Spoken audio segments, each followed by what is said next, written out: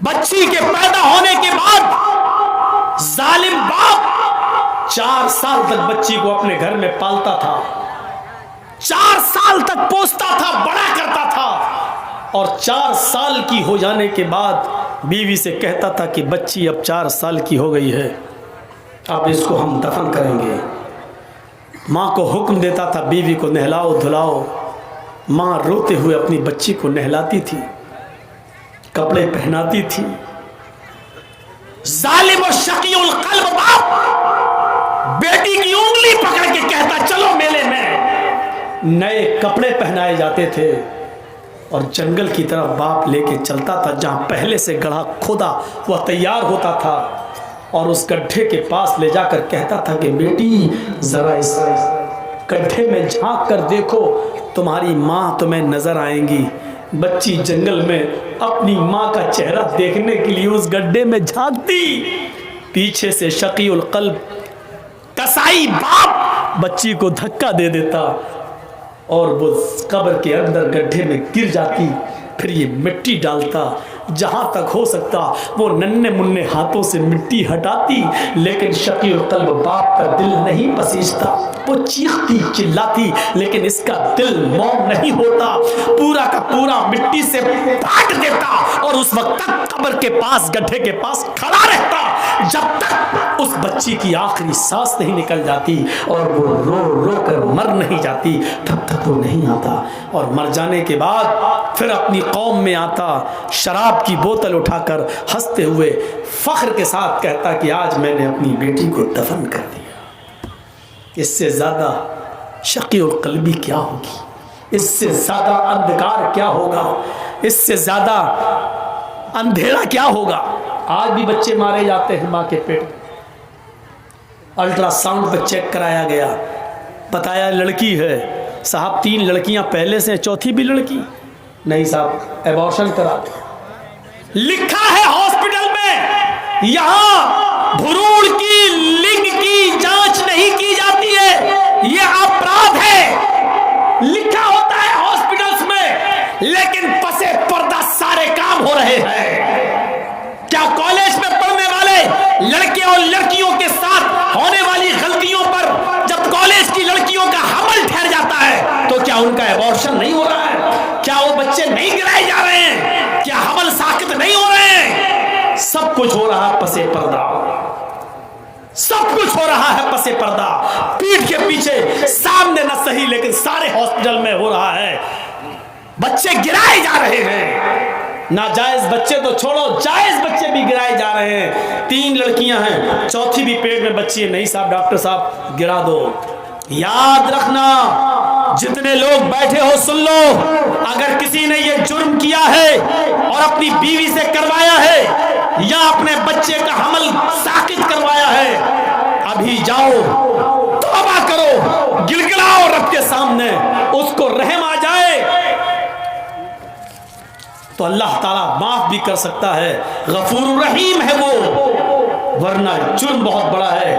جس نے اپنی بیوی کے پیٹ سے بچہ گروایا، چاہے وہ حمل 10 دن کا ہی کیوں نہ ہو، 15 دن کا کیوں نہ ہو، حمل ٹھہرنے کے بعد گرب کے اندر بچہ ٹھہر جانے کے بعد اس کو گروانا اتنا بڑا جرم ہے، اتنا بڑا جرم ہے کہ بخاری شریف کی حدیث ہے، اللہ کے نبی فرماتے ہیں جس نے دنیا میں اپنے بچے کو اپنی بیوی کے پیٹ سے ابارشن کروا دیا، گروا دیا، اسقاط کروایا، قیامت کے دن اللہ تعالیٰ اس بچے کو ہاتھ دے گا، پیر دے گا، زبان دے گا، آنکھیں دے گا، سر دے گا، یہ بچہ ایک بچے کی شکل اختیار کرے گا۔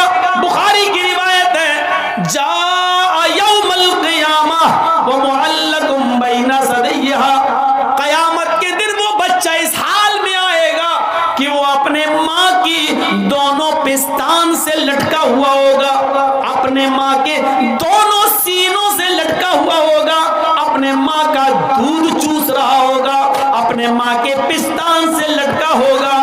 اللہ کہے گا اے بچے تجھے بھی کچھ کہنا ہے، اللہ اس بچے کو زبان دے گا، یقول، وہ بچہ اپنے ماں کی پستان چھوڑے گا، پھر اوپر دیکھے گا، کہے گا یقول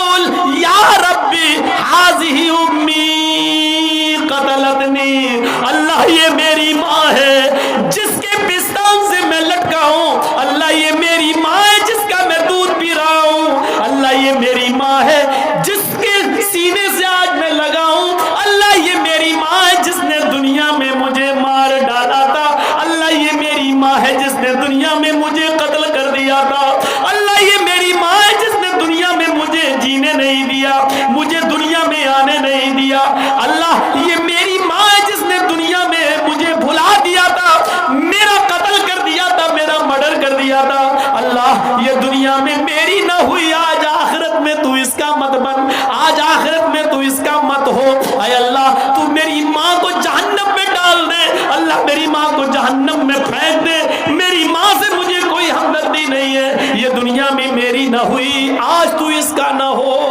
قیامت کے دن یہ بچہ اپنی ماں کو جہنم میں لے جائے گا. اللہ رب العالمین اس بچے کو تو نہیں لیکن اس کی ماں کو اپنے بچے, اس بچے کے کہنے پر جہنم میں ڈال دے گا. جس ماں نے دنیا میں ابورشن کرا کے اپنے بچے کو گرایا ہے, تم اپنے حلال بچے گرا دیتی ہو, اپنے شوہر کے بچے گرا دیتی ہو صرف اس لیے کہ وہ لڑکی ہے. اسلام نے تو حرام اولاد کو بھی گرانے کی اجازت نہیں دی ہے. اس واقعے کو نہیں پڑھا جو اللہ کے رسول کے پاس ایک عورت آتی ہے اور کہتی ہے انی قد اصبت الحد یا رسول اللہ, اے اللہ کے نبی میں حد کو پہنچ چکی ہوں اور مجھے پاک کر دو.